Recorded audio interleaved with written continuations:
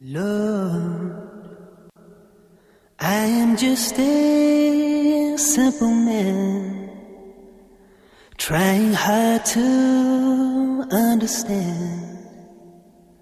Where's my place in your great plan?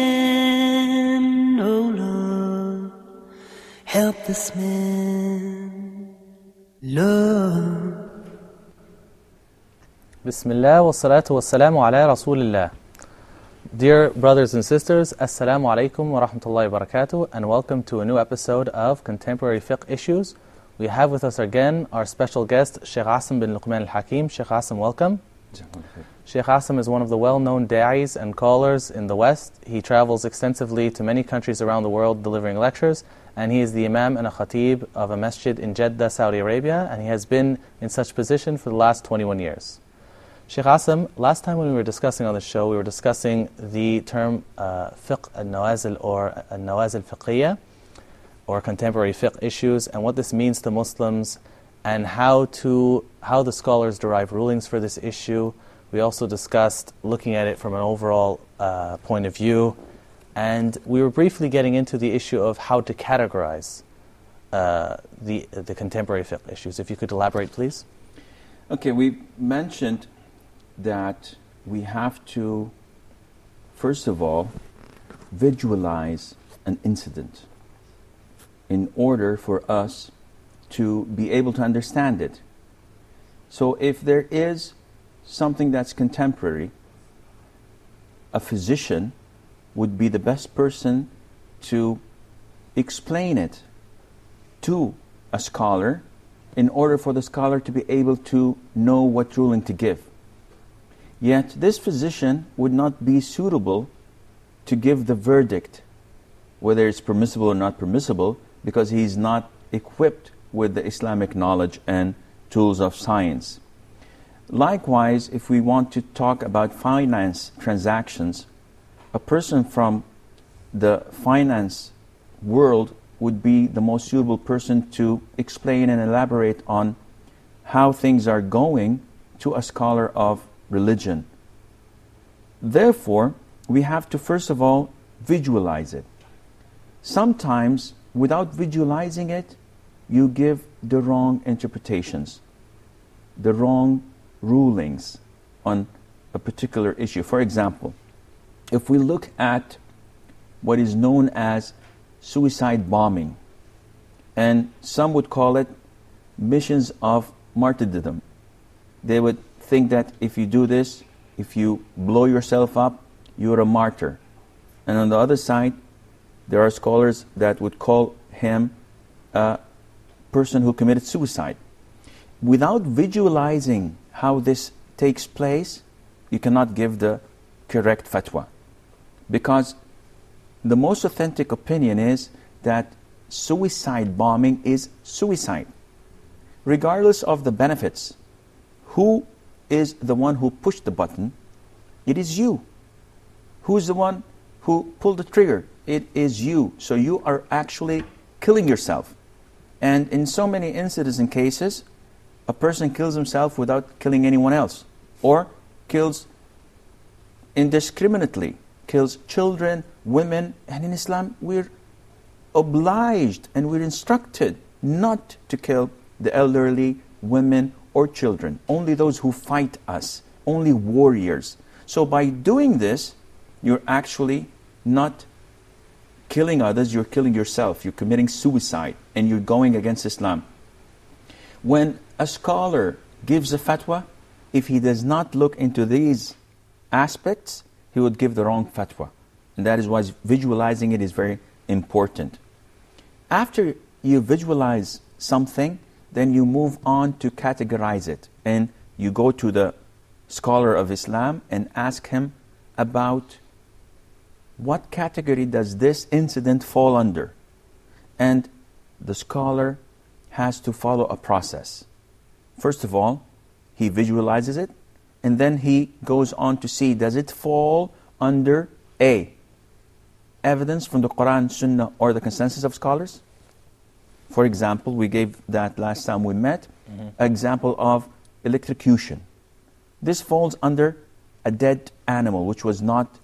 Electrocuting the animal, yes. Yes. To execute them. We as Muslims cannot eat an animal unless it is slaughtered Islamically by a Jew, Christian or Muslim, and it has to be slaughtered. So if it was killed before being slaughtered, this is considered to be a dead animal. Whether it was killed because it fell from a mountain, or it was hit on the head, or it was electrocuted, or it was suffocated, or whatever, it's still a dead meat. So even though there's no direct ruling from the Quran or Sunnah that says if you electrocute an animal to slaughter it, this is not considered lawful slaughtering, we can devise, or the scholars can devise by the evidence that if an animal dies by any other means other than slaughtering, it's considered dead meat. So there is a direct ruling. Exactly. This is exactly true. We can give another example for example, wearing a wig. In Islam, the Prophet told us about, alayhi salatu wasalam, that it is forbidden for a woman to connect false hair to her own hair.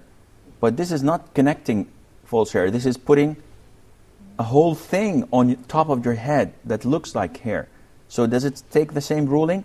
The answer is yes, because it falls under the same evidence. And you can also talk about visualizing or sighting the moon. Because nowadays we have people saying that, can we calculate where the moon is going to appear and when the moon is going, the crescent is going to be born, instead of just visualizing it and sighting it. And the Prophet ﷺ clearly said that you have to fast once you sight it, and you have to break your fast, which is Eid, once you sight it. So this is something that was spoken for. The Prophet ﷺ already had drawn the line for us in this aspect.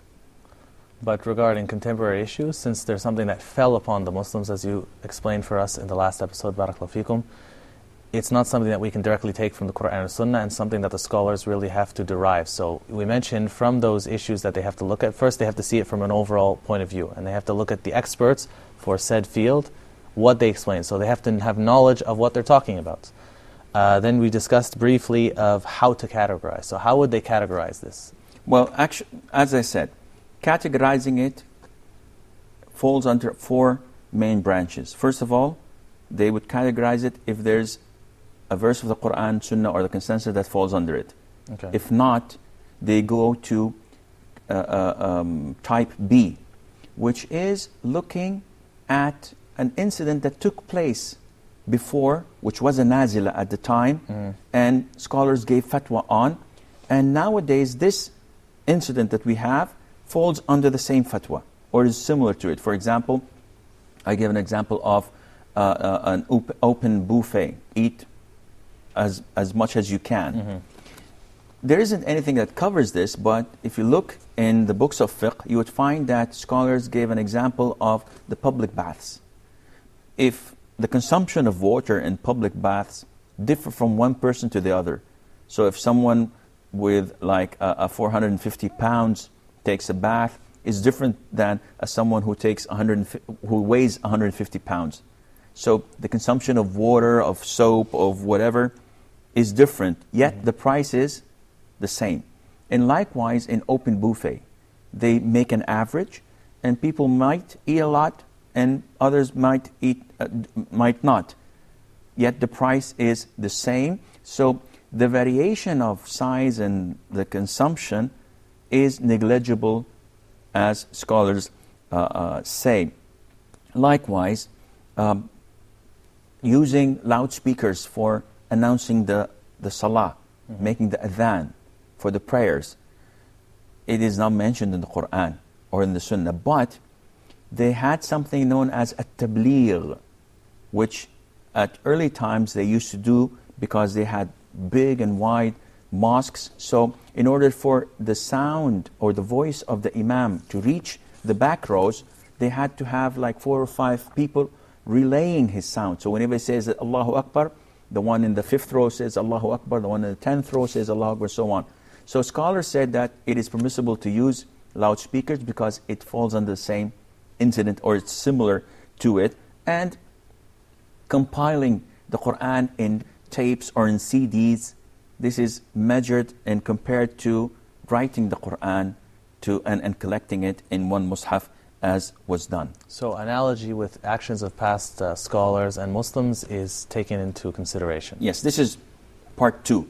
Okay. The third part, or the third way of looking at it, is when you have an Islamic ruling or a principle that is not the Quran and Sunnah, that had not been done before, but it's an understanding that you measure it under. And for example, making sa'i, which is going from Safa to Marwa on the second floor. Now the Prophet did it on the on the ground floor, and all the Muslims.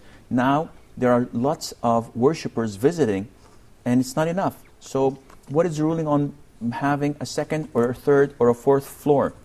Well, they say that there is a general fiqh ruling which states that the air takes the position of what's underneath it. So this means that whatever you do on the in air would have the same ruling, and this helps us even in looking at our prayers in an airplane, because some say that no, this is not permissible. Among the conditions of prayer that you have to be on the ground, or in some of the masajid that have several floors because they're constrained by space, and it has the same ruling. Likewise, if you look at the ruling on impersonating prophets and messengers.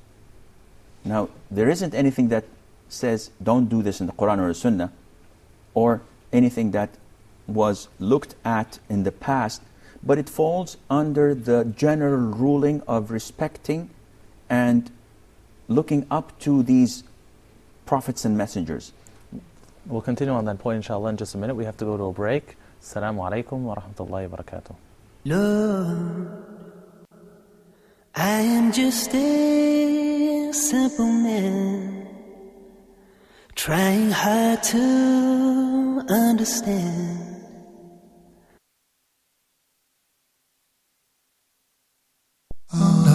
Our schools, what is missing? Join Dr. Mamdoor Muhammad in Our Schools, What is Missing? He will be discussing the most common mistakes made in our educational systems. What type of teaching they teach him, what they say to him, what books they select for him to read, what things that he listens to, what games that he begins to play with. How to perfect the work in the school. Our goal is to improve our school. And we'll see practical solutions from the Book of Allah and the Sunnah of His Messenger. Most of the criteria for success for us had been designed for us by our Creator. Our Schools, What is Missing? In Ramadan on Huda TV.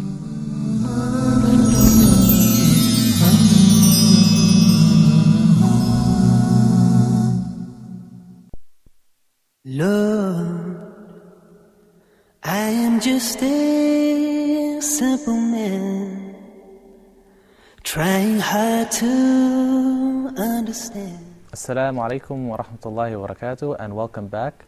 Sheikh Asim, just right before the break, you were discussing the issue of sa'i. If you could continue, please, for the benefit of us. We mentioned that there are a number of ways of looking at this, and there are 4 procedures that we should follow when we would like to know, after visualizing an incident, how to categorize it. And we said that the third one is the thing that falls under a general ruling, which is not Quran Sunnah, which is not an incident that took place in the past, but it's a general ruling or a fiqhi ruling. For example, for sa'i, the ruling states that the air takes the same ruling as the floor. This is a general ruling.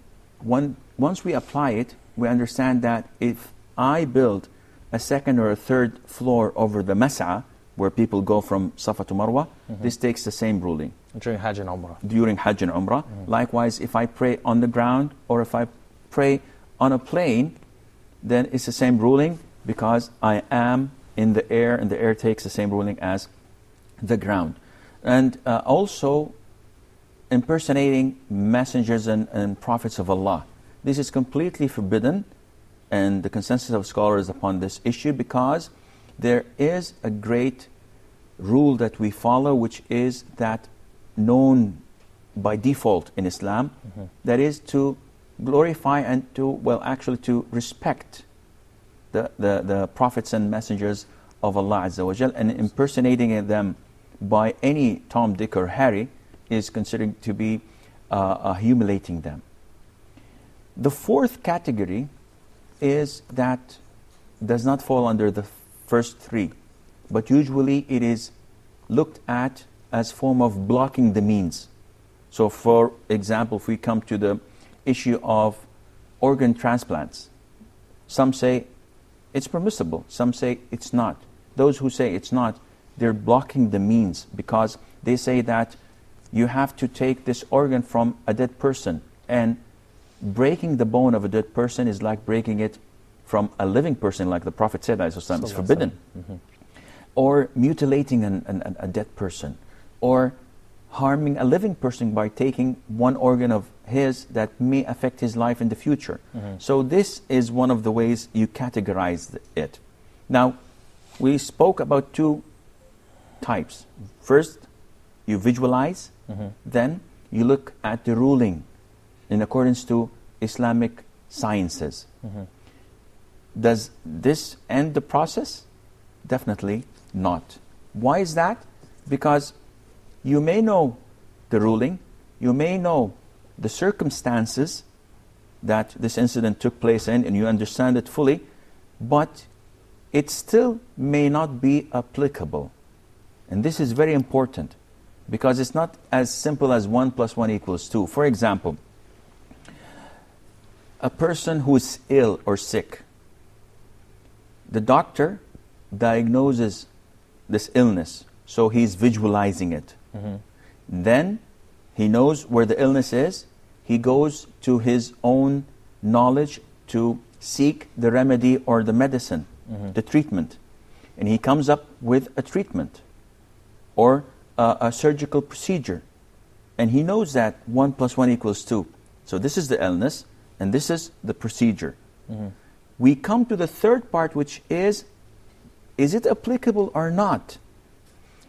There might be a reason that prevents him from applying this procedure, whether the patient is too old or the circumstances are not suitable. There isn't any operating room that is suitable or hygienic or whatever. Likewise, in Sharia, the scholar comes and he visualizes and he knows under what category it falls under, but then he sees if it's applicable or not. For example, the Prophet ﷺ, he came to Aisha, may Allah be pleased with her, and told her that had your people were not so close to the times of ignorance and pre-Islam times, had they not been like this, I would have demolished the Kaaba and built it all over again on the pillars of Ibrahim, and I would have made 2 doors for it, one for the people to enter from and one to exit from. What prevented the Prophet from doing this? He visualized the circumstances. He knew that he had the right to do this, but he didn't, because he understood that there were things that would prevent him from doing this. And this is very important, because to apply something, you have to have 3 criteria or 3 conditions. First of all, you have to balance between the pros and the cons, advantages and the disadvantages. Whenever the disadvantages overweigh, it's forbidden. You have to stop.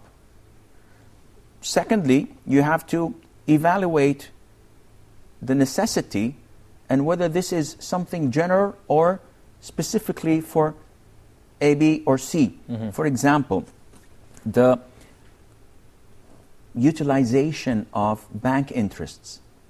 If someone is living in Canada, for example, and by law they have to give him interest over his deposits in the bank, would he leave it for them so that they can utilize these interests to mercenaries and etc., or that is missionaries? Well, it's the same. Or benefit from it by harming others, by lending it to other people, Yes. taking more money from them. Or should I take it and give it to the poor? This is an issue of discussion that has to be thoroughly looked to.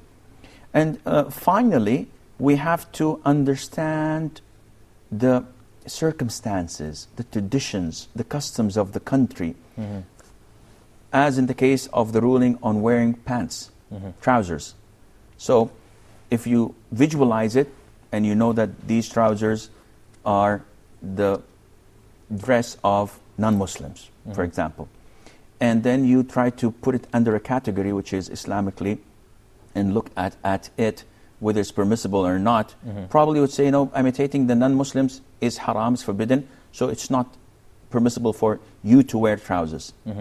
Now, I gave the verdict without going into the third category, which is it applicable or not?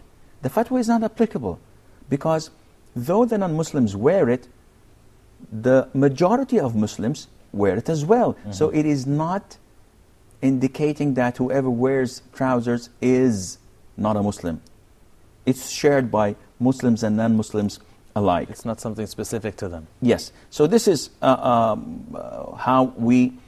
the conditions that we have to have in order to know whether to apply this or not.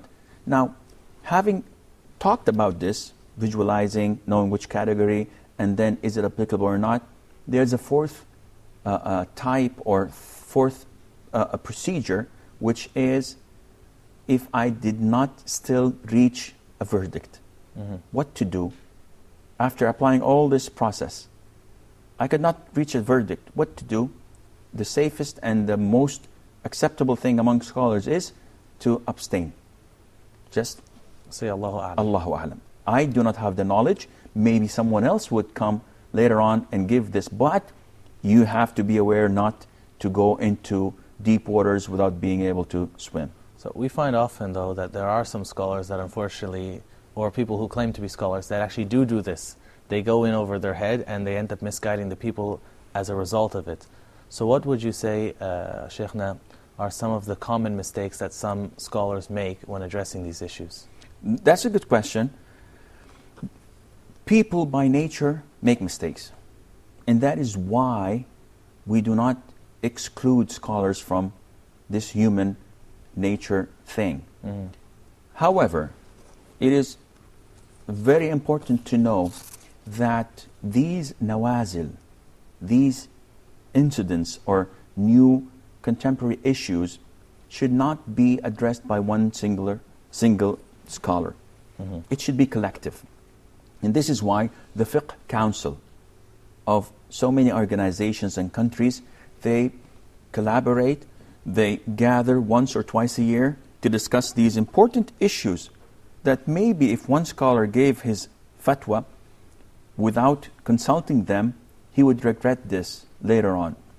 So the most important thing to avoid is to give a fatwa without having a reference of a collective decision-making body, which is usually composed of scholars who are excellent in their knowledge, and also they are excellent in their righteousness. Among the mistakes that a lot of or some of the scholars may fall into is dissecting an incident that they're asked about. So whenever they try to visualize an incident, they come to it and say, okay, this incident is divided into 4 contracts, for example. I'll give you an example. There is what is called as an Islamic transaction in banks, where you go, you actually want a loan. Conventional banks tell you, we will take 7%. Here's 100,000, you pay us 7% a year. Islamic banks, so-called Islamic banks, would say, well, we don't lend you by interest, but what we can do is, you give us power of attorney to buy something on your behalf. You give us a promise or a signed contract that you're going to buy it of us once we buy it for you.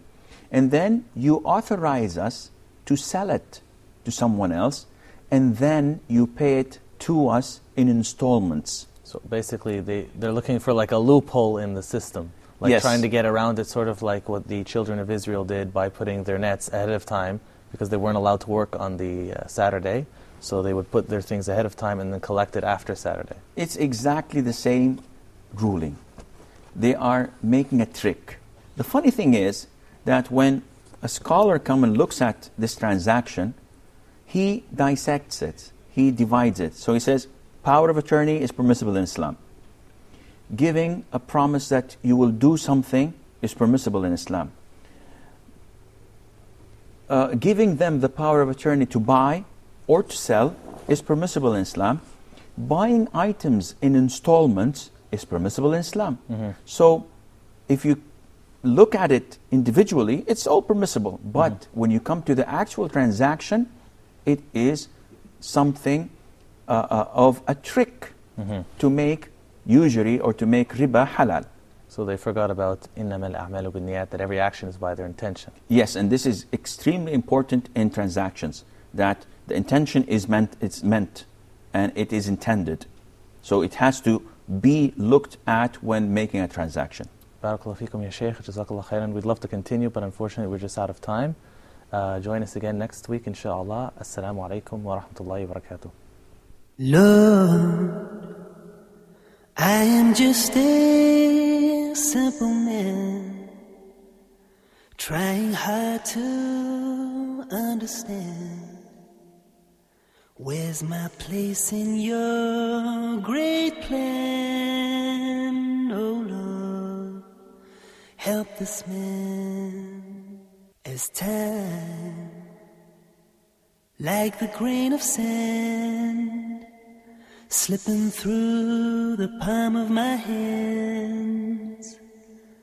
I realize I need to make amends. Oh Lord, forgive this man, forgive this man.